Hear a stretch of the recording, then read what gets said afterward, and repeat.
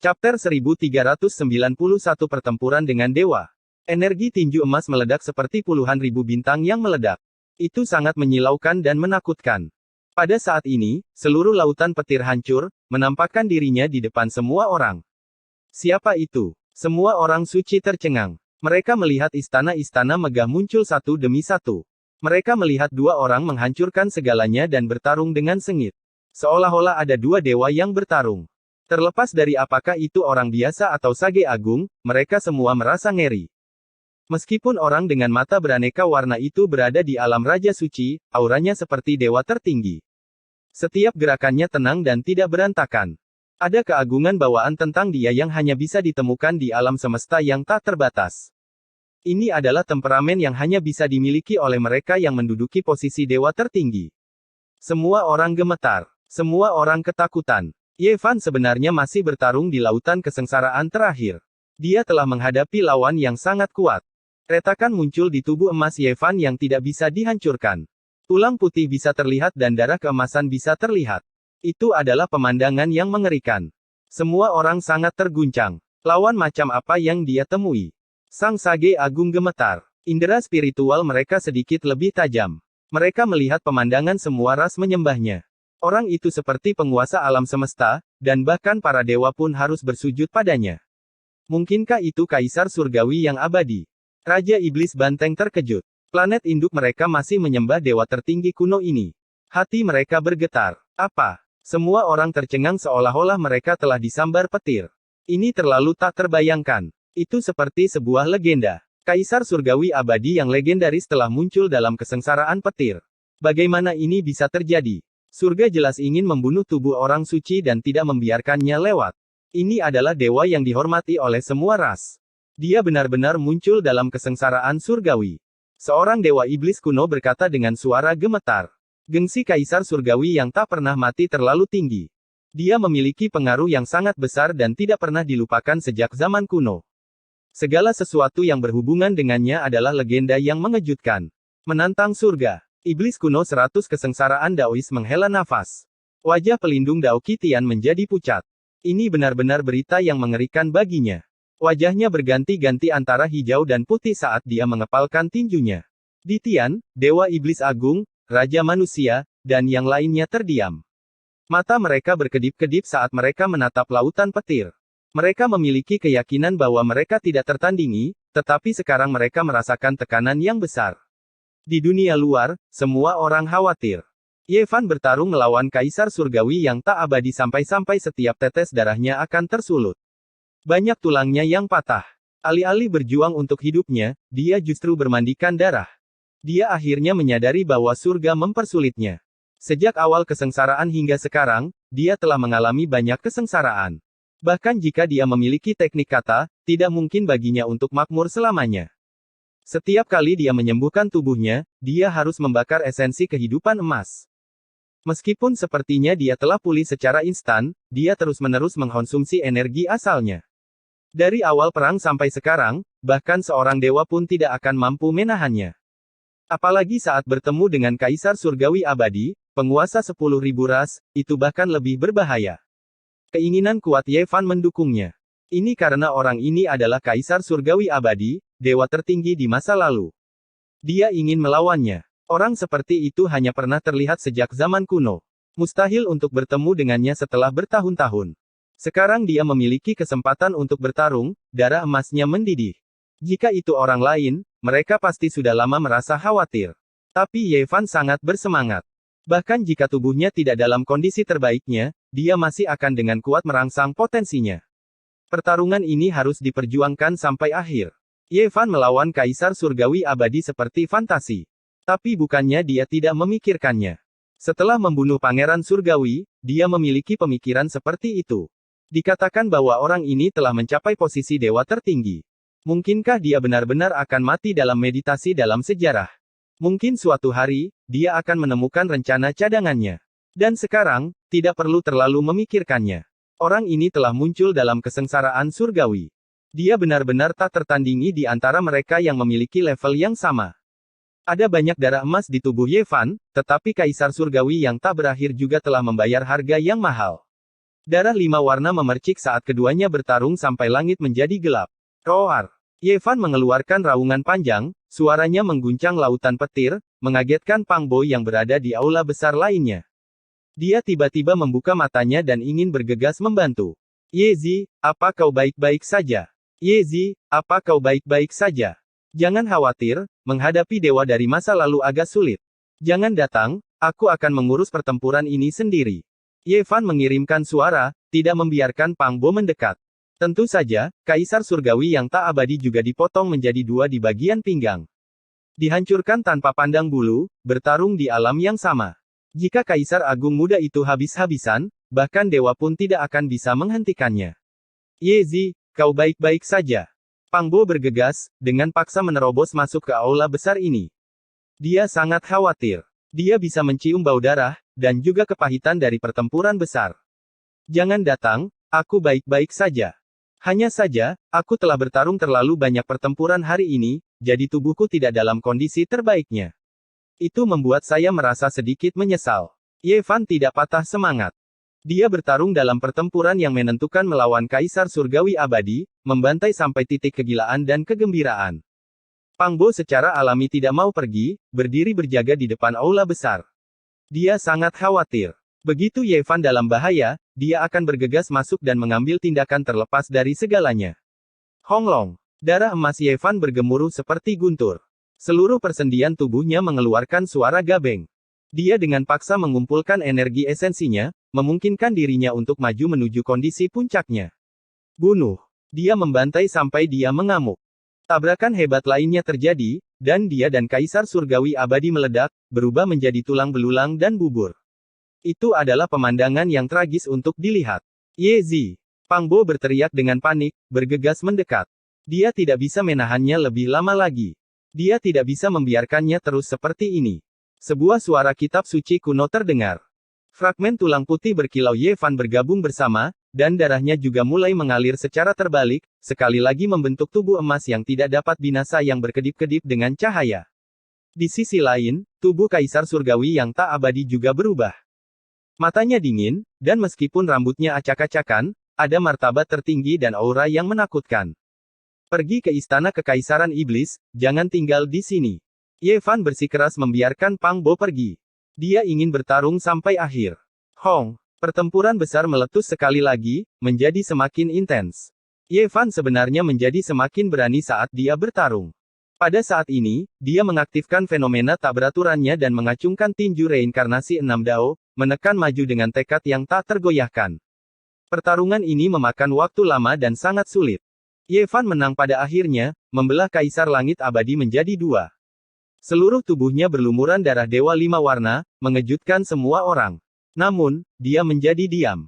Karena dia telah bertarung melawan begitu banyak kaisar besar, tubuhnya tidak lagi dalam kondisi terbaiknya. Bagaimana dia bisa menjadi lebih kuat saat dia bertarung dan membunuh Kaisar Surgawi yang abadi? Tiba-tiba, dia mengangkat kepalanya dan melihat sesosok tubuh di kedalaman Istana Langit. Sosok itu berdiri di cakrawala dan memandangnya, membuatnya menggigil. Kaisar Surgawi yang tak pernah mati. Bagaimana mungkin ada 2 dari mereka? Ye Fan terguncang. Yang satu dibelah menjadi 2 olehnya dan belum berkumpul kembali, jadi bagaimana mungkin ada yang lain yang muncul? Tidak, yang ini awalnya ada. Tidak, harus dikatakan bahwa itu muncul kemudian. Hanya saja tidak ada yang memperhatikannya. Ye Fan terkejut. Tubuh ini melayang di udara dan melihat ke bawah. Itu bahkan lebih bermartabat dan auranya melahap bintang-bintang dan sungai. Matahari dan bulan di matanya hancur dan seluruh alam semesta bergetar di bawah kakinya. Kaisar Surgawi Abadi ini bahkan lebih kuat. Tiba-tiba, Ye Fan teringat sebuah rahasia yang pernah didengar Pangeran Suci dari ayahnya. Sejak zaman kuno, sangat sedikit orang yang mengetahuinya. Kaisar Surgawi yang tak pernah mati dihormati oleh semua ras. Makhluk yang tak terhitung jumlahnya menyembahnya, dan kekuatan iman yang murni benar-benar memelihara embrio ilahi. Embrio itu berubah menjadi dewa, yang persis sama dengannya, dan kekuatan magisnya mengguncang dunia. Kemudian, tubuh asli Kaisar Surgawi yang abadi menarik diri di belakang layar dan menggunakan dewa ini untuk memerintah semua ras. Dia berkultivasi dalam isolasi dan tidak akan muncul kecuali pada saat yang sangat penting. Ye Fan merasa ngeri dan merasakan gelombang ketakutan. Kaisar Surgawi Abadi benar-benar terlalu kuat. Apa yang dia retas seharusnya adalah dewa, dan bukan tubuh aslinya. Sekarang, tubuh yang sebenarnya muncul. Kiang. Suara logam yang bisa membelah alam semesta terdengar di udara. Di langit di atas, sebuah pedang surgawi terhunus dengan sendirinya dari balik tubuh sejati itu. Teriknya tak tertandingi, matahari menjadi seperti kunang-kunang jika dibandingkan. Di dunia nyata, pedang surgawi abadi yang sebenarnya masih belum muncul di dunia, tidak diketahui di mana keberadaannya.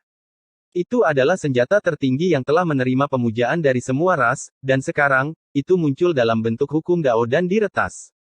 Di atas kepala Ye Fan, kuali yang rusak itu melesat ke atas. 10.000 helai energi sumber menghantam ke arah pedang surgawi abadi. Honglong. Cahaya yang menyilaukan meletus. Tempat ini hancur. Istana Kekaisaran Surgawi Abadi dihancurkan, dan semuanya hancur. Lautan petir yang kacau itu hancur berantakan. Orang-orang di dunia luar hanya melihat darah emas memercik keluar. Selain itu, tidak ada yang lain. Sesaat kemudian, guntur bergemuruh, mengisolasi pandangan semua orang sekali lagi. Lubang ke-8 muncul di atas. Itu berbentuk seperti pedang surgawi, mengalir dengan jenis aura tertinggi dan tak tertandingi. Itu sangat mengintimidasi. Ye Fan berbalik. Bahkan istana Kekaisaran Surgawi Abadi hancur. Tubuh sejati itu memasuki lautan petir yang kacau, sehingga menghilang tanpa jejak, tidak meninggalkan satu pun aura. Ye Fan merasa menyesal karena dia tidak bisa bertarung melawan tubuh yang sebenarnya. Barusan, pertempuran besar di Istana Surgawi terlalu intens. Bahkan jika surga tidak mau mengakuinya, itu karena dia sudah berhasil membantai jalan keluarnya. Kaisar Surgawi Abadi benar-benar terlalu kuat. Ye Fan berkata pada dirinya sendiri. Ini adalah fakta. Orang ini memiliki bakat membengkokkan surga, yang dikenal sebagai makhluk ilahi yang terlahir secara alami. Ada desas-desus bahwa dia mungkin seseorang dari alam yang lebih rendah dari domain abadi, dan ada lebih banyak lagi yang mengatakan bahwa dia sebenarnya adalah Immortal Phoenix sejati, itulah sebabnya dia memiliki tubuh yang abadi. Era kemunculannya sangat kuno. Sulit untuk dipahami, diselimuti oleh lapisan kabut. Dikabarkan bahwa dia sebelumnya pernah bertarung melawan Kaisar Zun, berani menentangnya. Ada juga rumor yang mengatakan bahwa dia baru muncul setelah Kaisar Zun meninggal dalam meditasi, memimpin pemberontakan, dan akhirnya memerintah lebih dari 10.000 ras. Ada juga yang mengatakan bahwa dia lahir puluhan ribu tahun setelah Kaisar Zun meninggal dunia. Prestasi pertempurannya yang gemilang tak tertandingi sejak zaman kuno. Seluruh hidup orang ini diselimuti kabut, meninggalkan terlalu banyak rahasia. Dari sikap beberapa kaisar kuno terhadapnya, orang bisa melihat bahwa itu agak aneh. Ayah tua monyet itu, kaisar petarung, menjunjung tinggi kaisar surgawi yang tak terhingga ketika dia masih muda. Bahkan setelah mencapai Dao, dia masih sangat menghormati para pendahulunya. Namun, di tahun-tahun terakhirnya, dia secara pribadi menghancurkan medan Dao-nya. Ini adalah misteri yang telah ada sejak zaman kuno, dan bahkan sampai sekarang, tidak ada yang tahu jawabannya.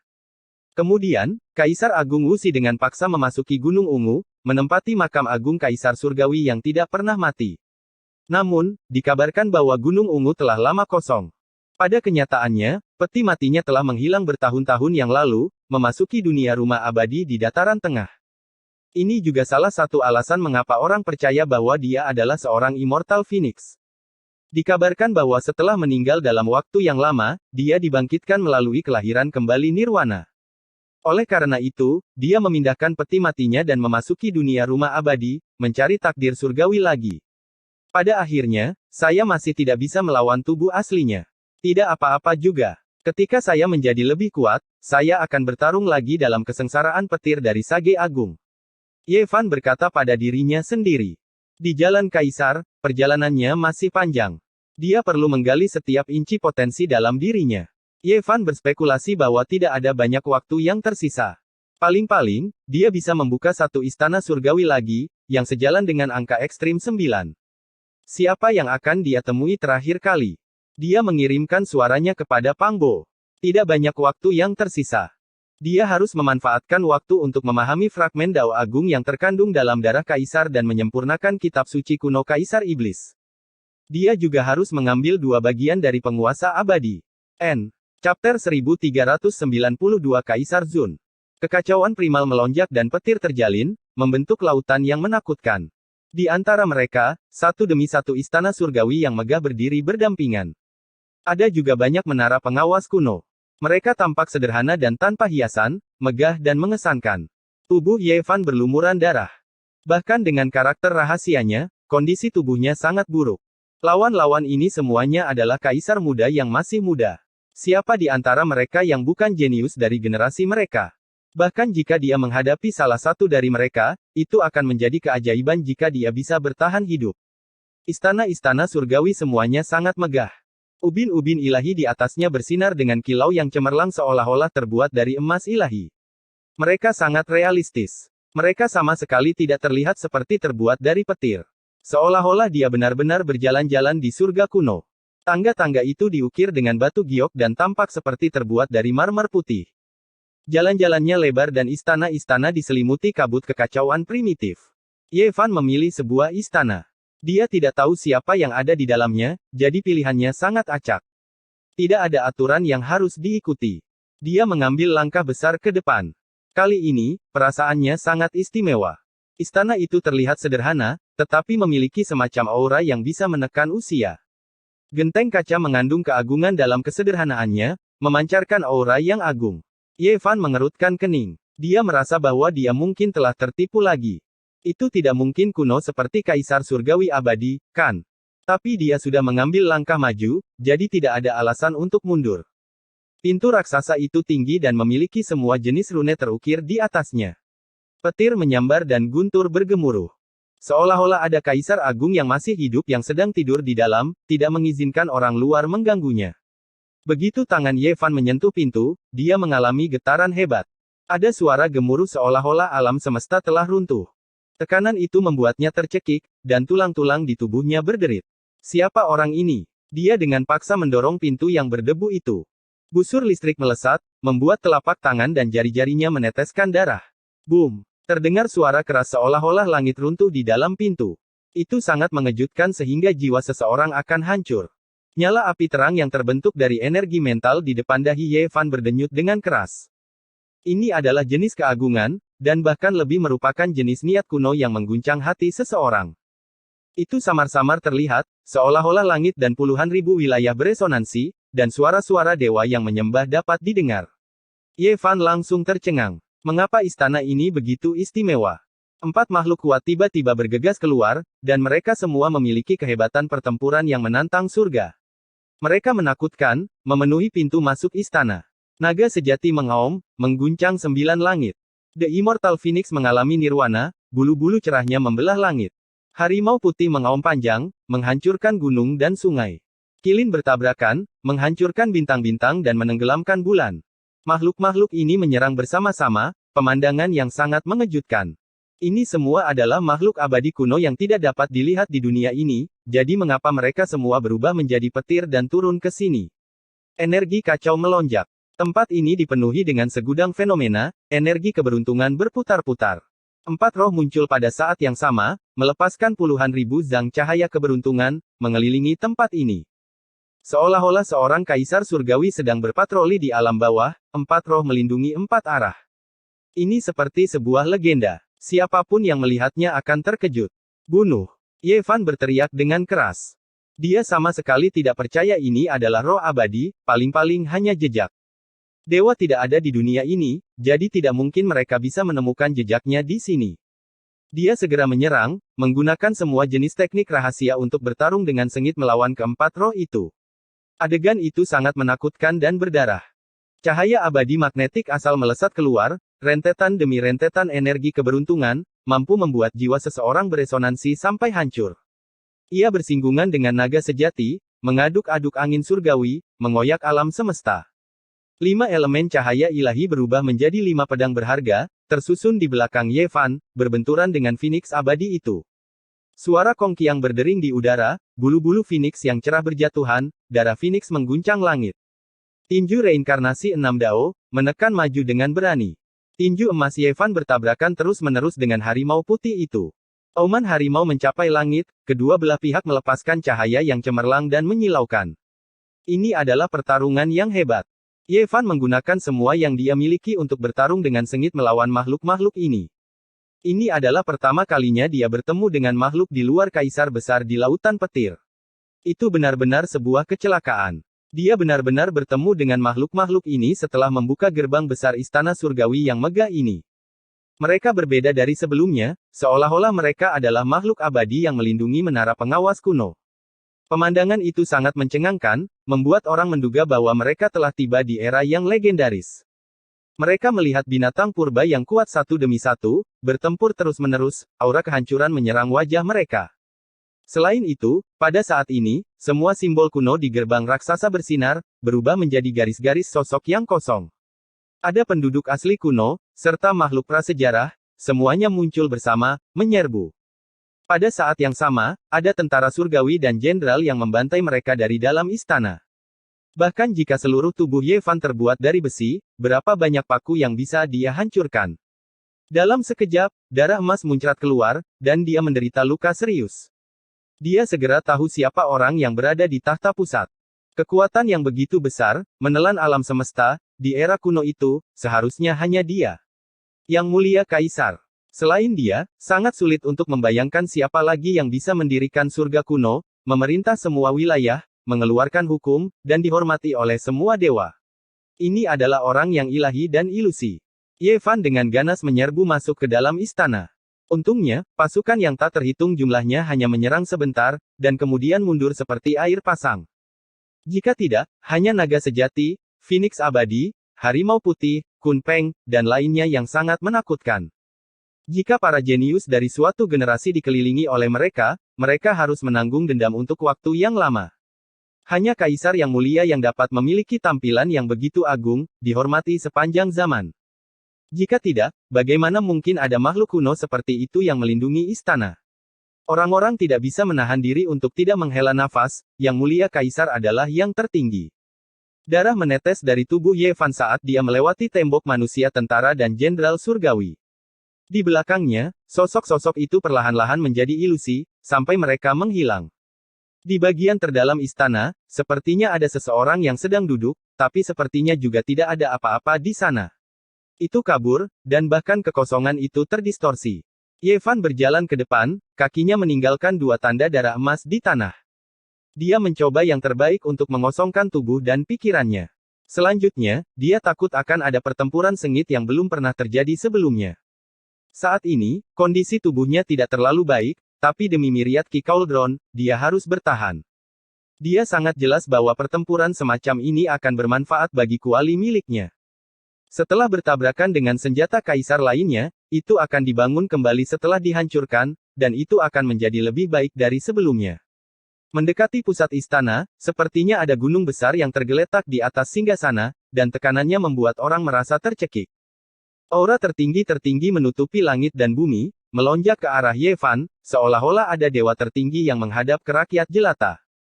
Di bagian bawah tangga, semua dewa bersujud, penuh hormat, dan tidak ada yang berani mengangkat kepala. Tidak ada yang bisa melihat sosok di atas singgasana di tengah. Beberapa dewa bersinar, beberapa berdiri dalam kegelapan, beberapa mengalir dengan kabut abadi, dan beberapa menelan cahaya. Semuanya sangat mistis, sakral, penuh keberuntungan, dan gelap. Mereka semua menyembah orang ini. Semua dewa dari surga dan alam telah datang untuk bertemu, dan mereka semua menghormati seorang kaisar. Dia adalah yang mulia kaisar, dan auranya bahkan lebih kuat daripada kaisar surgawi yang tak pernah mati. Langit dan bumi, hantu dan dewa semuanya menyembah yang mulia kaisar. Samar-samar terlihat, sepertinya ada kalimat seperti itu bergema. Itu berasal dari zaman legenda, dan itu sangat luas dan kuat sampai sekarang. Hati Ye Fan tenggelam, dan dia bersiap untuk yang terburuk. Lawan seperti itu pasti akan sangat menakutkan. Dia mungkin jatuh di sini, dan darahnya akan memercik di istana kekaisaran. Sulit untuk mengatakan siapa yang lebih kuat atau lebih lemah di antara para kaisar besar kuno, karena mereka belum pernah bertemu sebelumnya, dan tidak pernah terlibat dalam pertempuran kaisar. Namun, yang mulia kaisar mungkin adalah kaisar yang istimewa. Semua tanda menunjukkan bahwa mungkin ada lebih dari satu kaisar agung di era itu, atau bahwa era beberapa kaisar agung sangat berdekatan, seolah-olah mereka saling terhubung. Suara nyaring Dao Agung bergema, dan seluruh istana dipenuhi dengan suara kitab suci. Tentara dan jenderal surgawi memudar, berubah menjadi rune yang tenggelam ke dalam dinding dan pilar naga yang tebal, berubah menjadi tanda. Selain itu, naga sejati, burung Phoenix abadi, harimau putih, Kunpeng, dan binatang abadi besar lainnya juga menghilang, kembali ke hukum lautan petir. Pada akhirnya, para dewa yang disembah di sini menghilang satu persatu, menyatu ke dalam lautan guntur. Mata Yevan tidak berkedip, dan dia menatap ruang waktu yang terdistorsi dari awal sampai akhir, menatap tahta yang buram. Ketika dia mendekat, dia terkejut menemukan bahwa itu kosong. Yang mulia kaisar tidak ada di sini, dan dia tidak muncul sejak awal. Di ruang yang terdistorsi, hanya ada sebuah kuali besar yang tergeletak di atas singgasana. Kuali itulah yang memancarkan aura yang merendahkan langit dan alam, dan tidak ada tanda-tanda yang mulia kaisar. Kosong, itu benar-benar kosong. Apakah tanda dao dari yang mulia kaisar tidak diukir di dunia ini? Yevan curiga. Bukan hanya kali ini, ketika dia menjadi orang suci, dia juga memasuki istana besar dan melihat kuali segala sesuatu, tetapi bukan yang mulia kaisar. Di atas singgasana, sebuah kuali kuno berwarna hijau melayang, menelan matahari, bulan, dan bintang-bintang, dan merupakan satu-satunya kuali yang ada selama berabad-abad. Dinding kuali diukir dengan ribuan roh, dan ada pemandangan penciptaan langit dan bumi, dan ada aura tertinggi. Hasil ini mengejutkan Yevan. Dia belum pernah bertarung dengan yang mulia kaisar sampai sekarang, mungkinkah dia telah benar-benar dilenyapkan oleh langit dan bumi, dan tanda daunnya tidak akan pernah muncul lagi. Yevan menghela nafas lega, tapi dia juga merasakan penyesalan. Tiba-tiba, kuali hijau itu bergetar, dan tekanan yang luar biasa datang menerjang ke depan. Yevan mengaktifkan kuali, dan sumber ki segala sesuatu jatuh, menerima serangan terkuat. Dengan retakan logam, dinding kuali ditembus, dan lubang berbentuk kuali muncul. Kemudian, kuali hijau itu jatuh lagi, dan Phoenix abadi, leluhur primitif, dan dewa-dewa yang kacau jatuh, termasuk semua makhluk hidup. Dengan suara gemuruh, seluruh istana surgawi runtuh. Yevan dan kuali sumber ki bekerja sama untuk melawan senjata abadi tertinggi dari surga kuno. Ini adalah keruntuhan yang hebat, dan seluruh kesengsaraan surgawi mulai runtuh. Itu seperti bencana prasejarah, menghancurkan semua makhluk hidup dan menyapu seluruh bidang bintang. Di dunia luar, para pahlawan semua terkejut, dan mereka semua mundur, tidak berani mendekat bahkan setengah langkah pun. Mereka menyaksikan semuanya dengan ngeri. Ye, apa kau baik-baik saja? Pang Bo berteriak. Istana kekaisaran dihancurkan, dan Ye Fan mengambang di lautan petir yang kacau seperti mayat. Karakter rahasia pendekar pedang beroperasi dengan sendirinya, dan tulang serta darahnya direkonstruksi. Baru saja, dia benar-benar terguncang berkeping-keping, tetapi kuali hijau juga menghilang, tidak pernah muncul lagi. Adapun kuali miliknya, itu telah menjadi tumpukan pecahan, benar-benar berubah bentuk, dan tidak terlihat seperti senjata sama sekali. Aku baik-baik saja. Ye Fan menyeka noda darah di sudut bibirnya, dan dia berdiri. Sejauh mata memandang, semua istana surgawi perlahan-lahan menghilang, bersembunyi di lautan petir. Tempat ini segera meletus dengan cahaya warna-warni, dan energi abadi melonjak. Semua jenis suara nyanyian terdengar, dan sebuah kuali besar terbentuk. Semua jenis makhluk muncul di dinding kuali, seolah-olah mereka memiliki kehidupan dan akan hidup kembali. Dia mengukir karakter kuno dari 9 naga penarik peti mati, membuat para dewa di dalam kuali berkilau dan tembus pandang. Mereka terlahir kembali dari kobaran api, dan kuali itu menjadi lebih kuno dan mengesankan, memiliki aura yang dapat menekan langit dan bumi. Chapter 1393 Kesengsaraan Penuh. Dewa di dalam kuali duduk di sana, seluruh tubuhnya berkilau dan tembus cahaya. Ia terlahir kembali melalui api. Meskipun hancur berkeping-keping dalam pertempuran terus-menerus dengan senjata kaisar, ia telah pulih. Ia melantunkan ayat-ayat suci dari mulutnya, huruf-huruf kuno terukir di dinding kuali satu demi satu, membuat kuali ini semakin misterius. Rantai tatanan ilahi yang tidak diketahui terjalin, memiliki jenis energi dao abadi, membuat kuali semakin megah. Ye Fan mendapatkan kitab suci dari peti mati tembaga yang ditarik oleh 9 naga, tapi dia masih tidak bisa memahaminya. Mereka sama sekali tidak tampak seperti kitab suci di dunia ini, tidak terhubung sama sekali, tidak dianggap sebagai metode. Sekarang, penggunaan terbesar dari kitab suci adalah untuk menempa kuali. Semua aksara kuno disempurnakan di dalam kuali, dilemparkan 10.000 kali. Dewa di dalam kuali secara diam-diam melantunkan mantra setiap hari, cahaya beraneka warna menyehatkan kuali ini seperti air. Saat ini, kesengsaraan surgawi adalah nyala api, melunakkan dinding kuali, mengukir diagram satu demi satu. Burung-burung abadi dan binatang-binatang yang beruntung, bunga, burung, ikan, serangga, aliran bintang yang tak ada habisnya, dewa-dewi bawaan, semua yang seharusnya ada di sana, menutupi segalanya. Cahaya petir berkedip-kedip, cahaya tak berujung. Jejak yang terukir di kuali itu jelas dan dalam, seolah-olah 10.000 roh akan menerobos dinding. Ada semacam fluktuasi kehidupan, seolah-olah dianugerahi jiwa. Yevan menggunakan kekacauan primitif sebagai air, melakukan pendinginan dan nutrisi, menuangkannya ke dalam kuali, menempanya berulang kali, mengasahnya menjadi kuali yang sangat kokoh. Ia naik dan turun, sederhana dan tanpa hiasan. Peng. Pada akhirnya, Yevan mempertaruhkan semua kultivasinya, bekerja sama dengan dewa di dalam kuali. Mereka menghancurkan kuali itu bersama-sama, dan memperbaikinya. Ini adalah penempaan yang benar, bukan tipu muslihat sedikit pun. Hukum Dao dan semua jenis diagram diukir, selama ada cacat sekecil apapun, itu tidak akan dianggap lulus. Dia ingin menempa kuali yang paling kuat, meleburnya di lautan kekacauan primal, memurnikannya di bawah kesengsaraan surgawi, bergabung dengan kekacauan primal, mengekstrak api Dao bawaan, mengubahnya menjadi tungku, menempanya menjadi senjata Dao. Ini adalah satu-satunya artefak Yevan, yang akan menemaninya sepanjang hidupnya, tidak ada kecerobohan sedikit pun. Di masa depan, terlepas dari apakah dia mencapai Dao atau tidak, kuali ini akan maju selangkah demi selangkah, tidak tertinggal dari yang lain. Naga dan harimau saling melengkapi, kekacauan primitif mengalir, cahaya petir menjadi marah.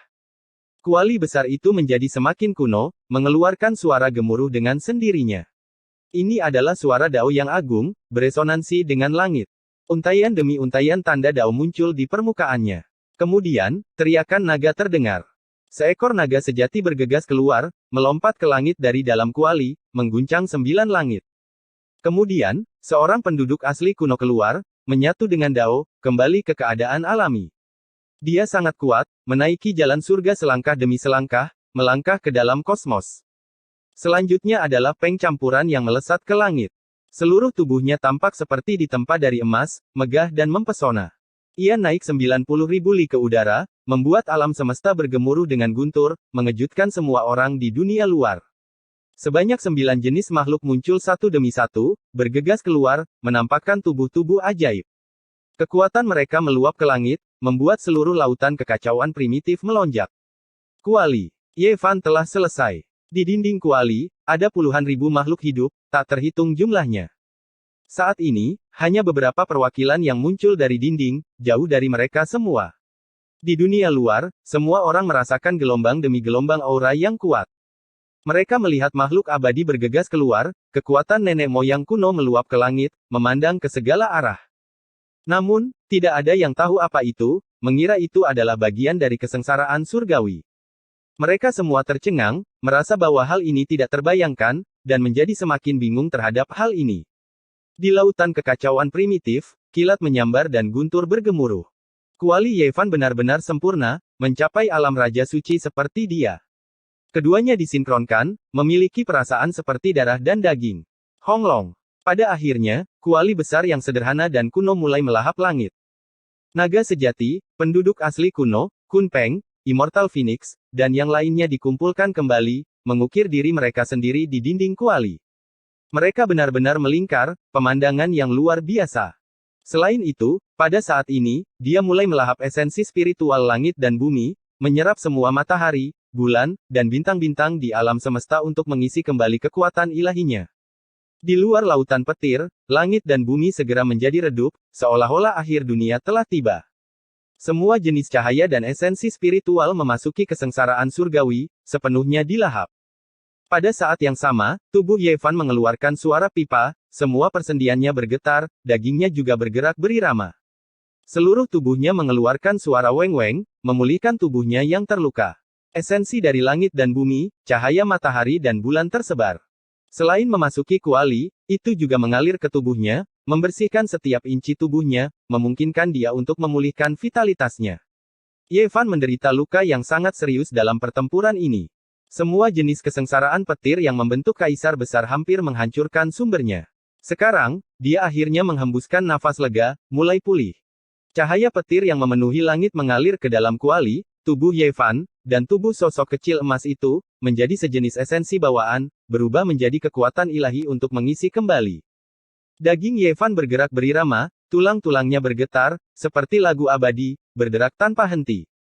Menggerakkan darah untuk menciptakan dewa, merekonstruksi tubuh dewa, membuatnya semakin kuat. Vitalitasnya dengan cepat terisi kembali, sumbernya berangsur-angsur menjadi berlimpah, dan kuali di atas kepalanya juga secara alami menjadi kuat, mengembun menjadi satu dengannya. Kemudian, energi kekacauan primal juga ditelan oleh Yevan dan kuali, terus-menerus diserap. Seluruh tubuhnya bersinar, melepaskan kekuatan abadi. Di alam Raja Suci, seseorang dapat memurnikan semua jenis sumber daya, tidak perlu khawatir tentang kekuatan ilahi yang melelahkan dimanapun di kekosongan alam semesta, karena seseorang dapat menyerap kekosongan, kekacauan primitif, bintang, dan banyak jenis kekuatan ilahi lainnya. Seluruh tubuh Yevan bersinar, untaian demi untaian cahaya warna-warni abadi ditembakkan, menjadi tubuh yang bercahaya, dan kuali tidak lagi sederhana dan tanpa hiasan, meletus dengan bola cahaya abadi yang berkobar, pemandangannya mencengangkan. Di dunia luar, orang-orang tidak mengerti apa yang sedang terjadi, hanya merasa ada sesuatu yang salah. Semua jenis kekuatan ilahi berkumpul di sana, seolah-olah ada lubang hitam kosmik yang melahap segalanya, memasuki lautan petir. Apa yang terjadi? Seolah-olah ada binatang buas dari surga yang melahap langit dan bumi. Hati orang-orang suci bergetar. Semua jenis cahaya bintang bertebaran, membentuk bentangan yang luas, membentuk lautan perak yang berkumpul di dalam lautan petir. Juga, pada saat ini, kesengsaraan surgawi menghilang, kekacauan primitif menyusut. Seluruh tubuh Yevan berkilau dan tembus cahaya, tidak ternoda oleh setitik debu pun. Setelah memulihkan tubuhnya yang terluka, ki dan darahnya berkembang, dan cahaya keemasan yang cemerlang melesat keluar dari ubun-ubun kepalanya, menembus alam semesta sementara kuali itu melayang di dalam cahaya keemasan. Dengan sebuah sapuan, dia membuka matanya. Matanya bersinar seperti Bima Sakti, di dalamnya ada domain bintang dan berbagai fenomena dunia, membuat orang merasa kagum. Tubuhnya yang berwarna perunggu ramping dan kuat, mengalir dengan kilau unik dari tubuh emas yang tak dapat binasa. Rambut hitam panjangnya tebal, menutupi dada dan punggungnya. Dia tiba-tiba berdiri. Di depan dahinya, orang kecil emas itu memeluk kuali yang menyusut dan melangkah mundur ke panggung abadinya. Seluruh dirinya menjadi satu-satunya eksistensi di dunia ini, seperti makhluk ilahi. Yezi, akhirnya kau berhasil. Pang Bo menghela nafas panjang, matanya berkedip-kedip. Dia selalu berjaga-jaga dengan gugup di samping. Dia memiliki punggung gempal dan pinggang beruang, tingginya hampir 3 meter, seperti menara besi, dan otot-ototnya seperti naga bertanduk. Di tangannya, ada 2 bagian dari penggaris abadi, mengalir dengan kilau hijau emas. Itu tidak lagi gelisah, dan sudah lama tenang. Selain itu, ada kuali yang pecah di dalam kekosongan, berbintik-bintik dengan karat hijau. Pang Bo memiliki kekayaan besar di Istana Kaisar Iblis, mendapatkan fragmen dao besar dari darah Kaisar. Itu berisi sebagian dari arti sebenarnya dari kitab suci Kaisar Iblis dan tak ternilai harganya. Secara alami, panen terbesar masih menjadi penguasa abadi. Ini adalah 2/5 dari senjata Kaisar Dao yang ekstrim. Jika bisa dipulihkan, itu akan menyebabkan semua orang di jalan kuno manusia menjadi gila.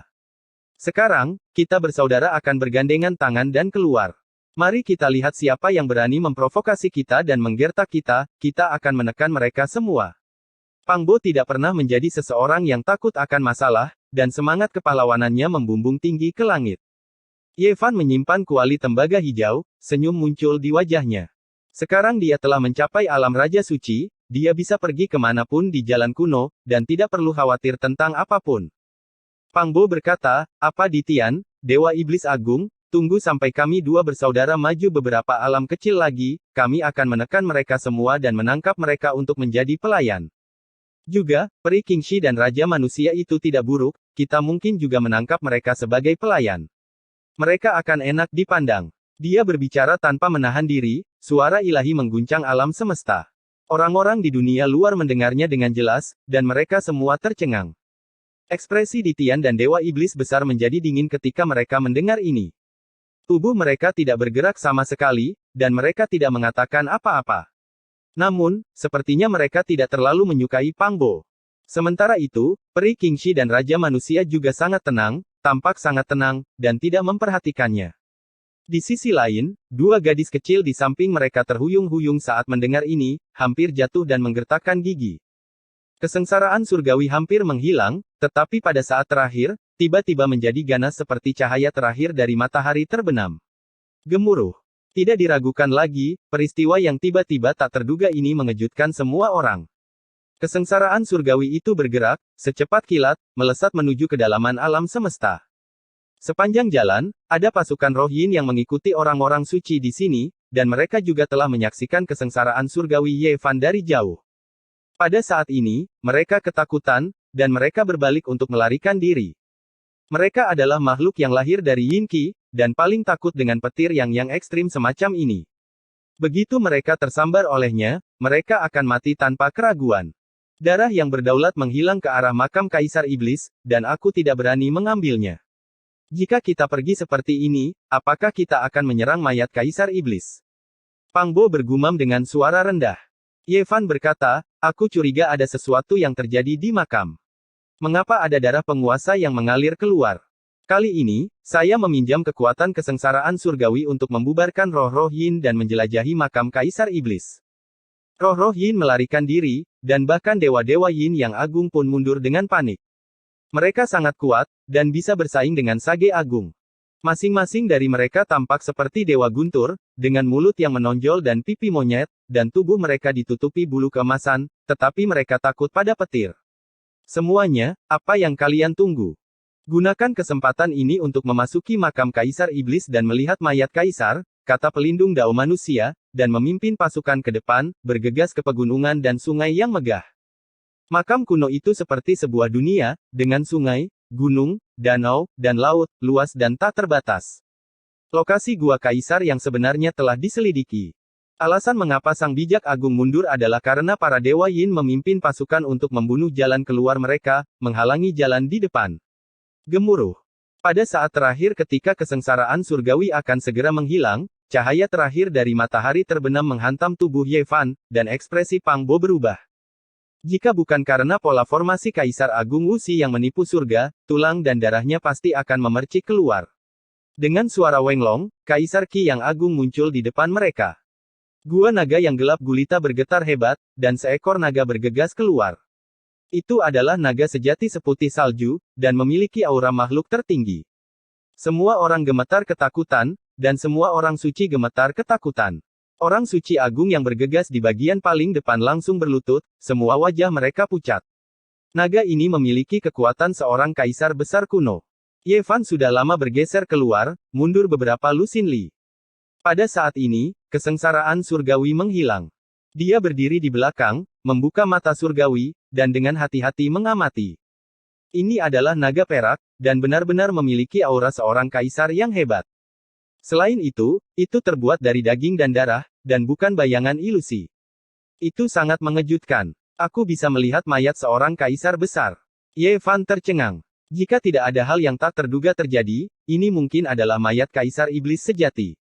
Tapi sekarang, dia bergegas keluar, dan dia memancarkan aura kehidupan yang membuat semua makhluk hidup gemetar.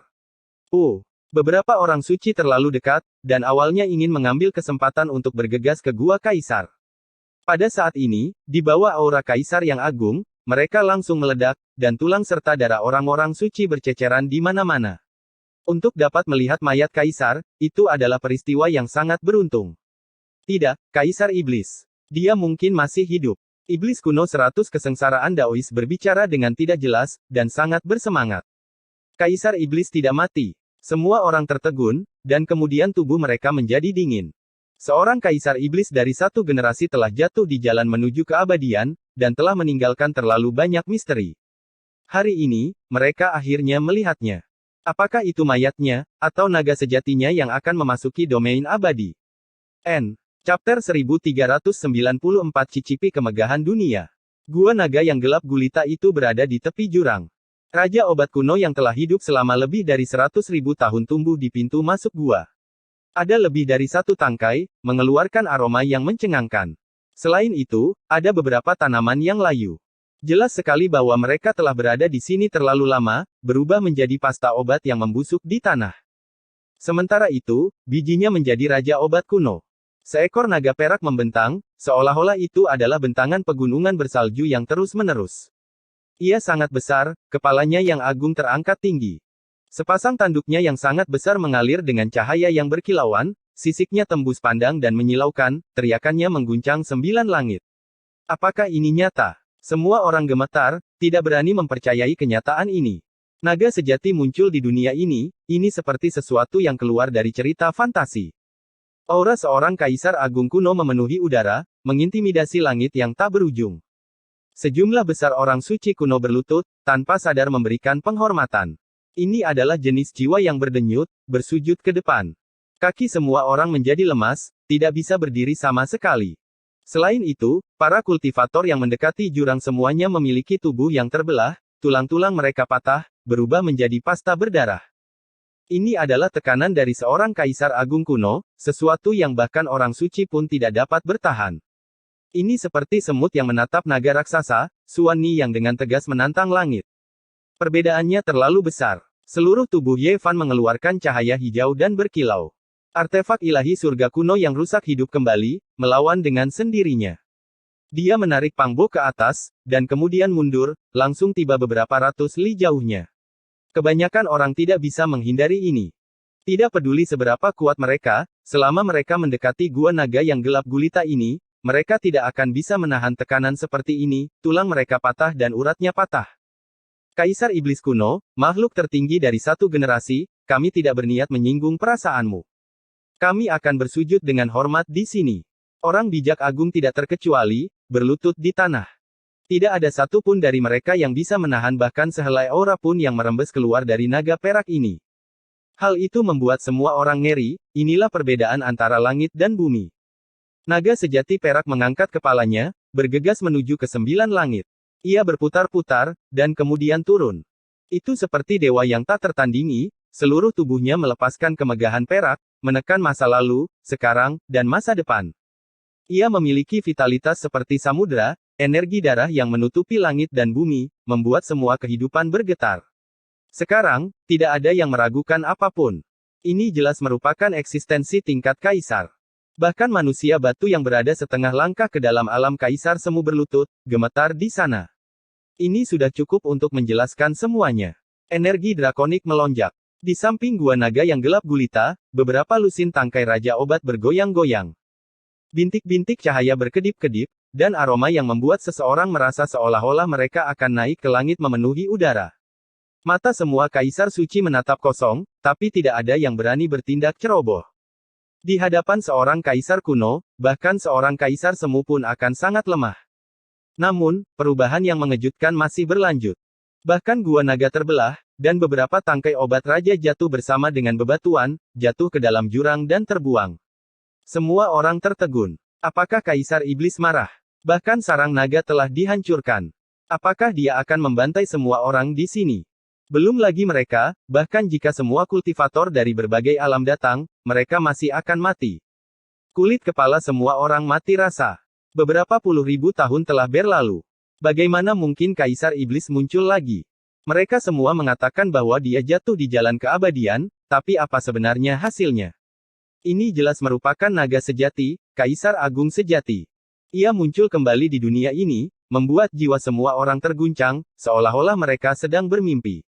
Bahkan Sage Agung pun tercengang. Puff! Seorang Raja Suci meledak menjadi beberapa bagian. Darah segar dan potongan-potongan tulang beterbangan di mana-mana. Itu adalah pemandangan yang mengerikan, semua karena dia terlalu dekat dengan sarang naga. Ini membuat semua orang gemetar ketakutan, dan semua bulu di tubuh mereka berdiri.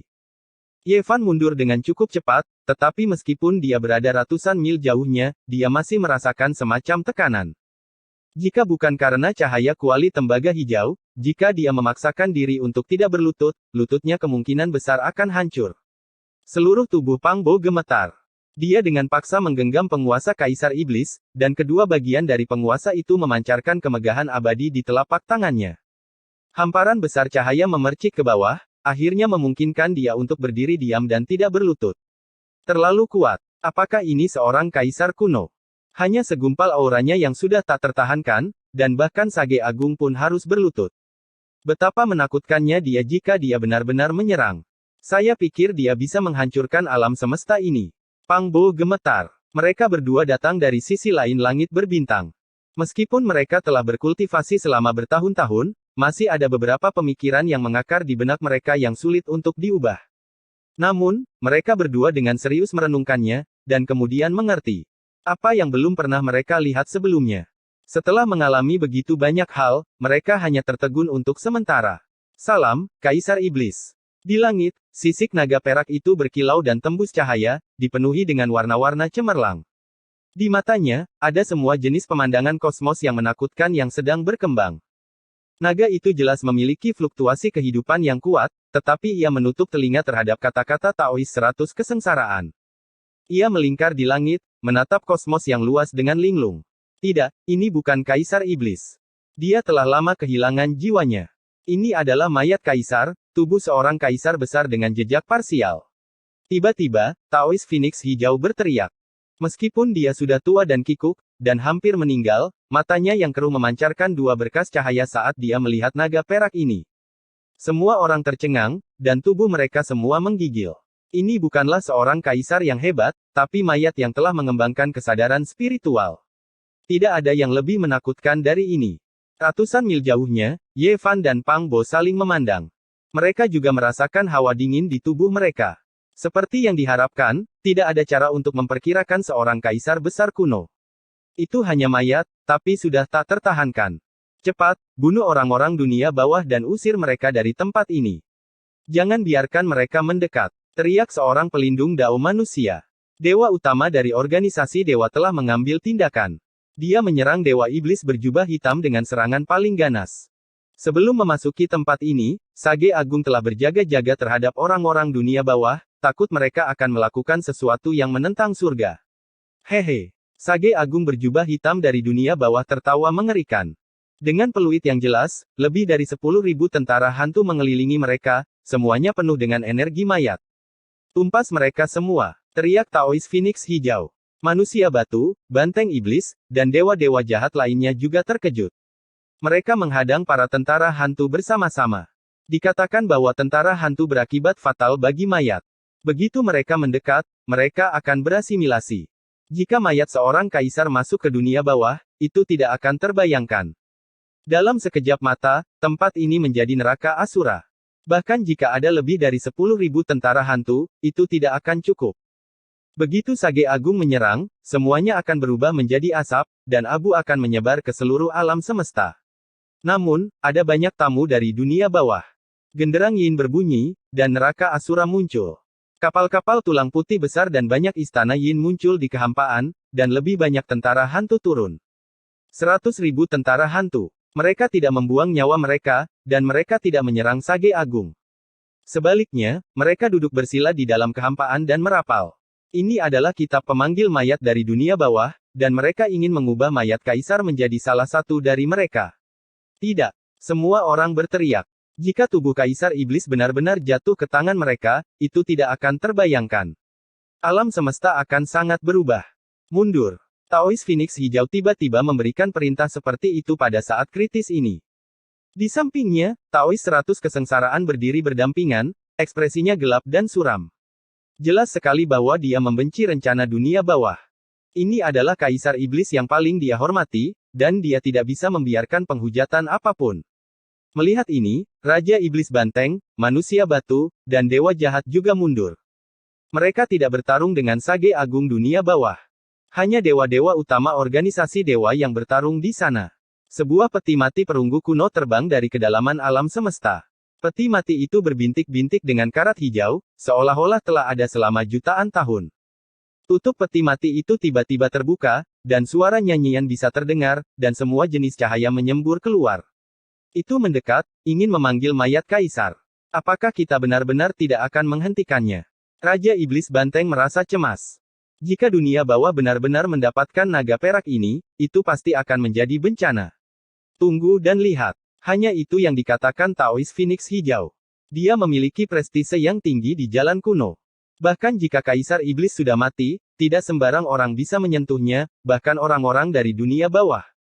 Taois 100 kesengsaraan mencibir. Boom! Dewa utama organisasi dewa terbang dengan kuali, hanya menyisakan pasukan dunia bawah dan nyanyian kitab suci. Peti mati kuno dan dewa berjubah hitam duduk bersila di kehampaan, memanggil mayat kaisar.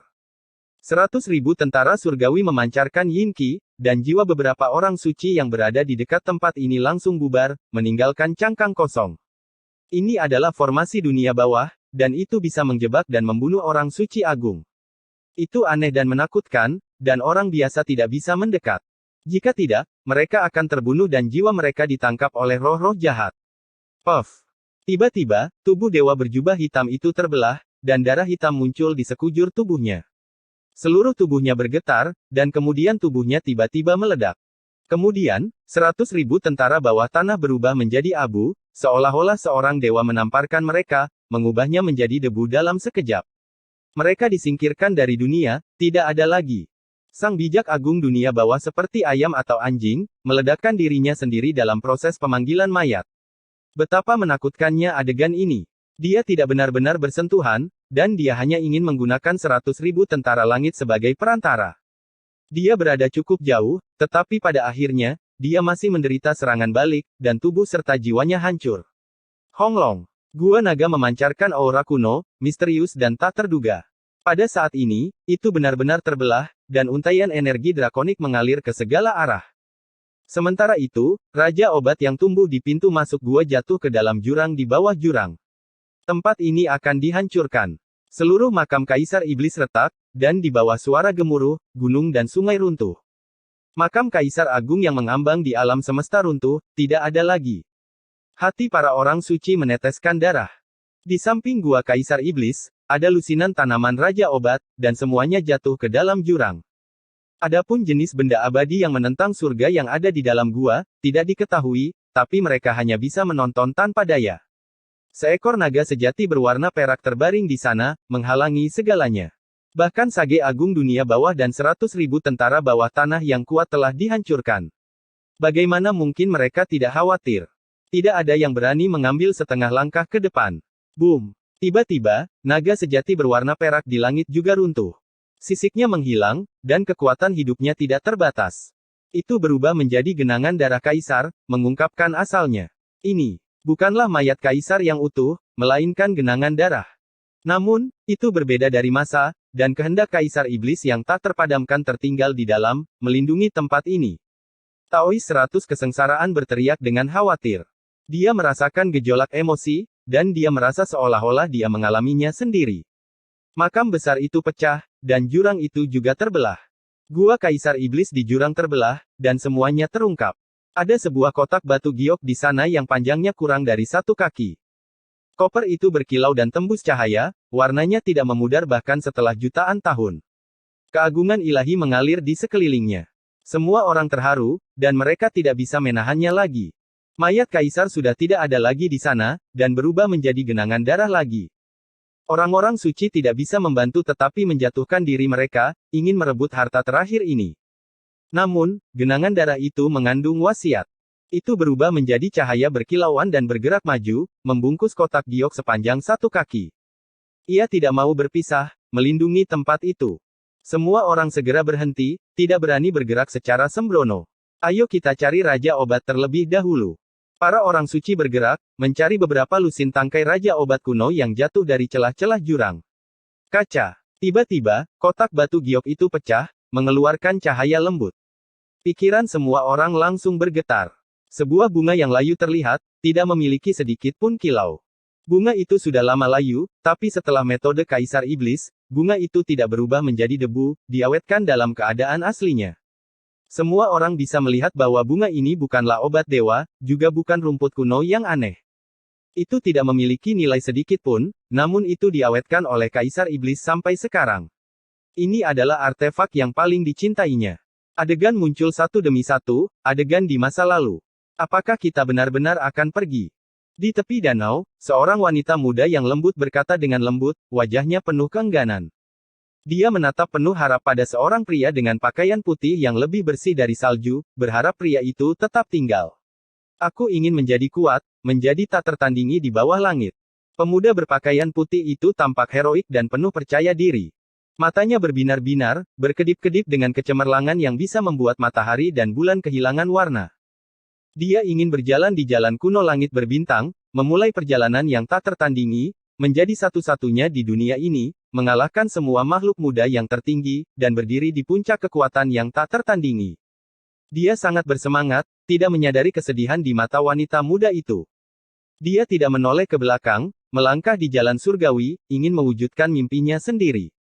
Kau, maukah kau kembali, maukah kau menemuiku lagi? Mata wanita muda itu dipenuhi air mata, berteriak dari belakang, penuh keengganan. Pria berpakaian putih itu berbalik dan tertawa keras, bahkan membuat matahari dan bulan di langit meredup. Dia penuh percaya diri, berkata, tentu saja, ketika saya menjadi kaisar, saya akan membuat seluruh kecemerlangan dunia mengelilingi tubuh Anda. Setelah berbicara, dia bergegas kembali ke bumi yang luas, memetik bunga liar dari tebing, dan menyerahkannya kepada wanita muda itu. Kemudian, tanpa menoleh ke belakang, dia bergegas keluar angkasa, melangkah di jalan surgawi. Aku akan menunggumu, jangan lupakan aku, kamu harus kembali. Wanita muda itu meneteskan air mata, berteriak dari bumi yang luas, melambaikan tangannya sekuat tenaga. Dia berjuang melalui jalan kuno, jarang menemui lawan, mengalahkan banyak musuh besar yang tak tertandingi. Kecemerlangannya menerangi jalan berbintang, dan pada akhirnya, dia bahkan bertarung melawan beberapa bintang purba yang paling kuat. Selama periode waktu ini, dia dikelilingi oleh musuh di seluruh dunia, mengalami pengejaran yang paling menakutkan. Domain bintang kuno yang besar semuanya mengelilinginya, dan jalan kaisar sangat kejam. Dia tidak punya cara untuk melihat teman-teman lamanya, tidak ada cara untuk kembali. Dia hanya bisa bertarung di jalan yang berdarah, membantai jalan keluarnya. Pada akhirnya, dia menjadi seorang kaisar, menyapu bersih semua musuh yang kuat, menjadi penguasa tunggal di bawah langit. Kecemerlangannya tak terbatas, mengguncang masa lalu dan masa kini, tidak ada seorang pun di 9 langit 10 bumi yang bisa menandinginya.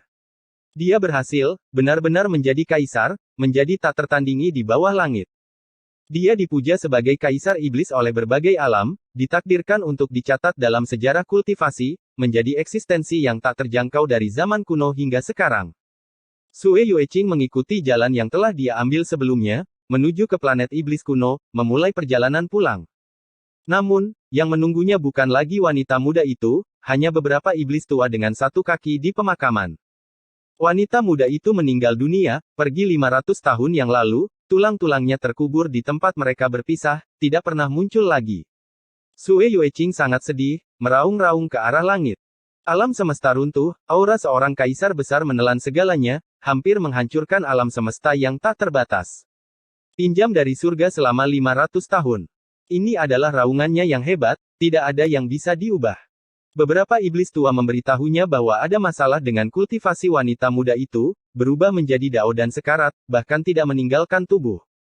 Ketika dia berubah menjadi hujan cahaya, wajahnya dipenuhi air mata, menggumamkan namanya.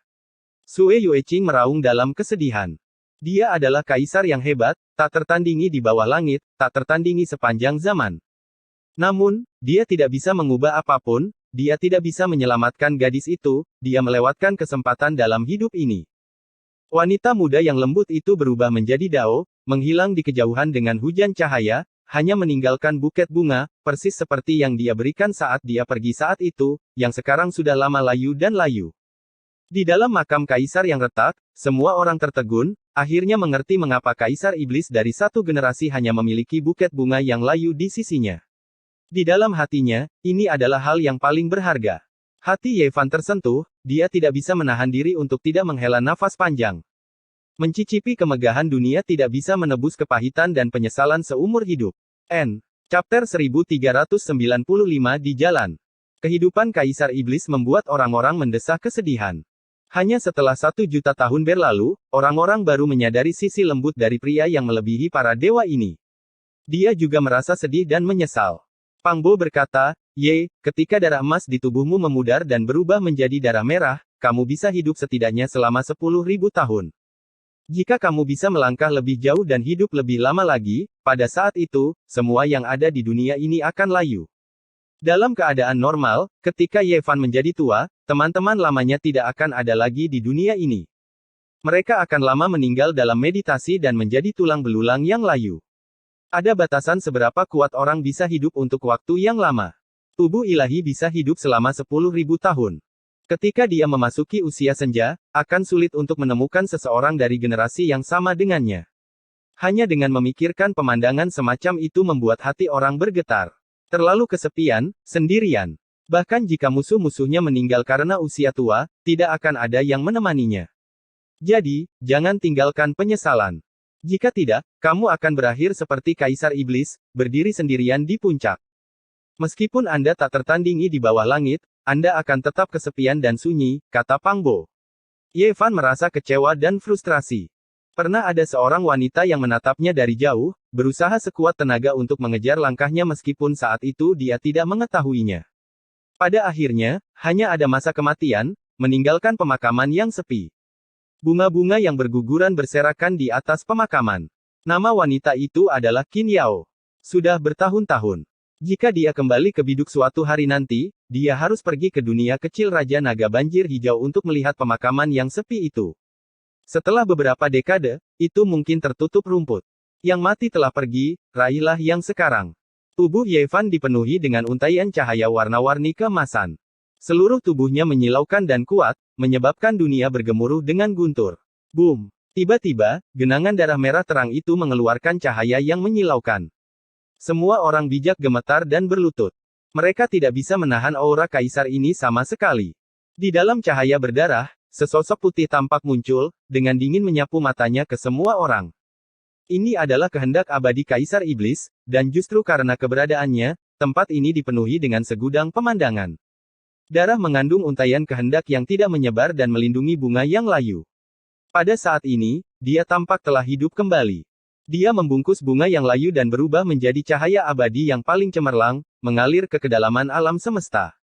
Tempat ini jatuh ke dalam kedamaian sesaat, dan kemudian kekacauan yang sebenarnya dimulai. Makam itu runtuh. Semua orang memperebutkannya. Beberapa lusin tangkai obat raja obat kuno jatuh ke dalam jurang, masing-masing tak ternilai harganya, cukup untuk membuat Sage Agung membungkuk. Pang Bo menarik Ye Fan bersamanya dan memasuki jurang untuk memperebutkannya. Benda yang menantang surga semacam ini dapat meningkatkan umur seseorang hingga ratusan tahun. Boom! Manusia batu menunjukkan kehebatannya dan bertarung dengan Raja Iblis Banteng. Kekuatan telapak tangan itu sangat dahsyat, dan langit dan bumi terkoyak di tempat. Semua orang suci dikirim terbang, tidak dapat bergerak maju. Kamu hanya manusia batu, untuk apa kamu melompat-lompat? Bisakah kamu makan obat raja? Raja Banteng Iblis sangat marah. Dia mengeluarkan cakram berlian yang bersinar dan menghancurkan langit dan bumi saat dia bertarung dengan manusia batu. Roh suci secara alami dapat menyerap esensi abadi dari obat raja, tetapi pemimpin karapan sapi iblis hanya mengejeknya. Keduanya seperti api dan air saat mereka bertarung dengan sengit. Pada saat ini, Grid Sage lainnya juga mengambil tindakan, dan pasukan besar yang mereka bawa juga mengambil tindakan. Mereka membentuk formasi pertempuran untuk merebut Raja Pengobatan Kuno yang jatuh. Ye Fan menarik napas dalam-dalam dan berubah menjadi kilatan petir. Karakter movement menerobos semua penghalang. Dalam hal kecepatan, jarang ada orang di dunia ini yang bisa menandinginya. Aroma obat menyerang lubang hidung, dan cahaya cemerlang berkedip-kedip. Ye Fan menggunakan karakter tentara untuk merebut dua obat kuno, dan kemudian dia dengan tegas mundur, keluar dari pengepungan.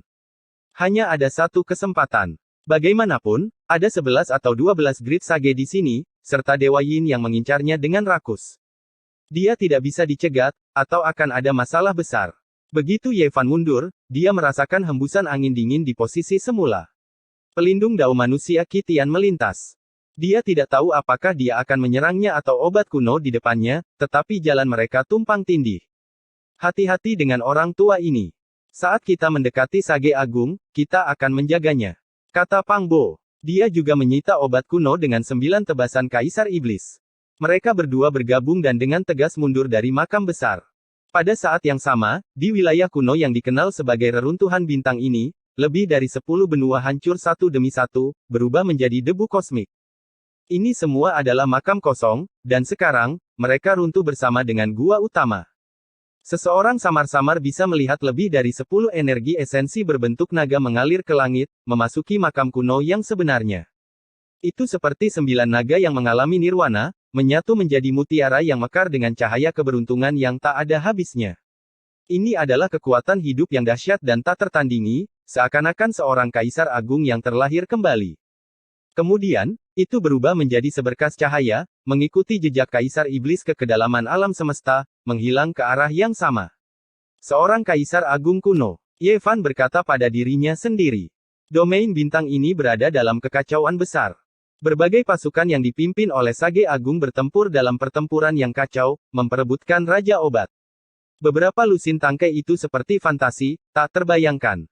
Hal itu dapat memungkinkan banyak Sage Agung yang hampir mati dalam meditasi untuk bertahan hidup. Sayangnya, ketika Gua Naga runtuh, banyak Raja Obat yang hancur, berubah menjadi energi esensi dan menghilang ke dalam kehampaan. Pada akhirnya, hanya selusin atau lebih tangkai yang diawetkan, disita oleh orang-orang suci. Sudah waktunya untuk pergi. Ye Fan berkata kepada Pang Bo. Ini bukan tempat yang baik untuk tinggal lama. Ada beberapa Dewa Yin dalam kegelapan, siap melakukan serangan balik kapan saja. Taois Phoenix Hijau tidak punya banyak waktu tersisa. Ye Fan sudah lama tahu, tapi tidak ada yang bisa dia lakukan. Kembali ke kota ke-50 umat manusia, dia telah menawarkan obat dan hal-hal lain. Pada akhirnya, dia diberitahu bahwa alasan orang tua itu bisa hidup selama lebih dari 8.000 tahun adalah karena dia telah menyerap esensi ilahi abadi yang serupa. Sekarang, semuanya tidak ada gunanya. Au! Sebuah lolongan panjang terdengar. Langit runtuh dan bumi retak. Kemudian, kilat menyambar dan guntur bergemuruh. Longma bergegas keluar sambil menghadapi kesengsaraan. Kali ini, panen Longma adalah yang terbesar.